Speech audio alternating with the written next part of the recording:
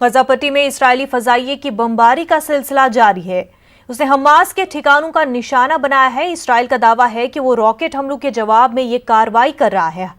حالیہ کچھ دنوں میں غزہ پٹی میں کشیدگی میں اضافہ ہوا ہے۔ اس بیچ اسرائیل کے وزیر اعظم بنیامین نتنیاہو نے حماس کو متنبہ کیا ہے کہ اگر اسرائیل کے خلاف اس کی کارروائیوں یوں ہی جاری رہی تو اس کے سنگین نتائج بھگتنے ہوں گے۔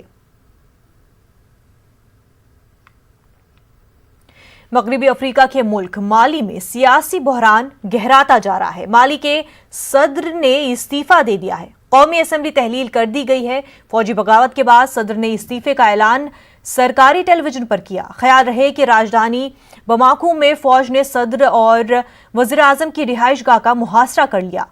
فائرنگ کی گئی، عوامی املاک کو نقصان پہنچایا گیا۔ خیال رہے کہ مالی میں صدر کے خلاف کئی مہینوں سے احتجاج کا سلسلہ جاری ہے۔ احتجاجی صدر سے استعفے کا مطالبہ کر رہے تھے، لیکن حالیہ دنوں میں اس احتجاج نے تشدد کا روپ اختیار کر لیا تھا۔